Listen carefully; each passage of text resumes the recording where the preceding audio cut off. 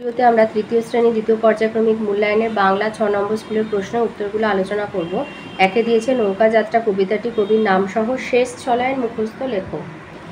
তাহলে প্রথমে এরকম নৌকা যাত্রার নামটা লিখবে, তার নিচে লিখবে রবীন্দ্রনাথ ঠাকুর, আর শেষের 6 লাইন বলেছে মানে 1 2 3 4 5 6। তাহলে পেরিয়ে যাব তীরপূর্ণির ঘাট, কমা পেরিয়ে যাব তেপান্তরের মাঠ, তারপরে কমা দেবে, ফিরে আসতে সন্ধে হয়ে যাবে, একটা ড্যাশ দেবে, গল্প বলবো তোমার কোলে এসে দাঁড়ি, আমি কেবল যাবো একটিবার, 7 সমুদ্র 13 নদীর পার দাঁড়ি। দুয়ের দাগে আসি। দুয়েতে দিয়েছে একটি বাক্যে উত্তর দাও। দুয়ের কতে বলেছে পর্যটন কবিতাটির কবিকে, পর্যটন কবিতাটির কবি নীরেন্দ্রনাথ চক্রবর্তী। খ বাবুইগিন্নি কি উপহার দিয়েছিল, বাবুইগিন্নি জুঁই ফুলের রুমাল উপহার দিয়েছিল। গ লেখকের অভিযানের গন্তব্যস্থল কোথায় ছিল, লেখকের অভিযানের গন্তব্যস্থল ছিল আন্দামান। ঘ কে সোনার নাম রেখেছিল নদীমাতৃকা, সোনার পাঠশালার সংস্কৃতের দিদিমণি। কবি কোথায় পর্যটনে যেতে চান,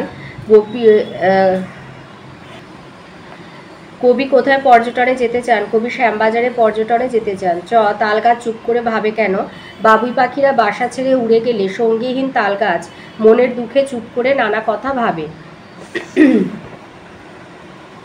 তিনে আছে নিচের প্রশ্নগুলোর উত্তর দাও। ক বলেছে লেখকের প্রিয় 3টি নদী কি কি, এখানে তার প্রিয় ঘাটটি কোথাও রয়েছে, ঘাটটার নাম কি নাম কি। লিখবে লেখকের প্রিয় 3টি নদী হলো যথাক্রমে দামোদর, ইছামতি, রূপনারায়ণ। লেখকের প্রিয় ঘাটটি হলো দামোদর নদের তীরে অবস্থিত খাদিনান ঘাট। খতে দিয়েছে কাজ চারধারে চিড়িয়াখানা হয়ে উঠেছে, ওখানকার সবচেয়ে দর্শনীয় বস্তু কি ছিল। আঙুরের চারধারে চিড়িয়াখানা তৈরি হয়েছিল, ওখানকার সবচেয়ে দর্শনীয় বস্তু ছিল নানা রঙের মাছেরা। গতে দিয়েছে তখন পৃথিবী কেমন ছিল, গাছেরা আমাদের কি কি উপকার করে। তখন পৃথিবী অনেক সবুজ ও সুন্দর ছিল, গাছেরা মানুষদের ফুল ফল দিয়ে খাদ্যের, শ্বাস প্রশ্বাসের জন্য প্রয়োজনীয় অক্সিজেনের যোগান দেয়।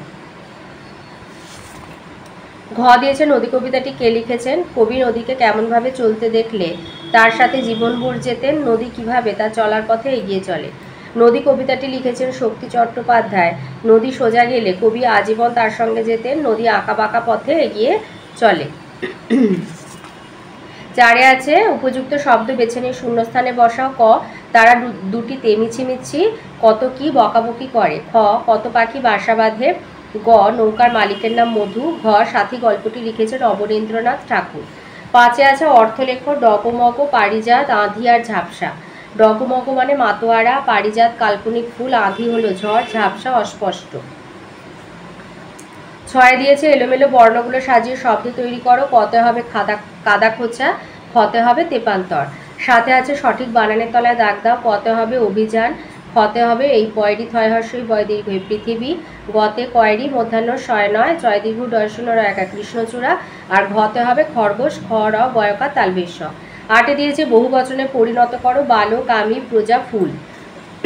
বালক বালকগুলি, আমি আমরা, প্রজা প্রজাগণ, ফুল ফুলগুলি। তো এই ছিল আজকের আমাদের তৃতীয় শ্রেণী দ্বিতীয় পর্যায়ক্রমিক মূল্যায়নের বাংলা 6 নম্বর স্কুলের প্রশ্নের উত্তর।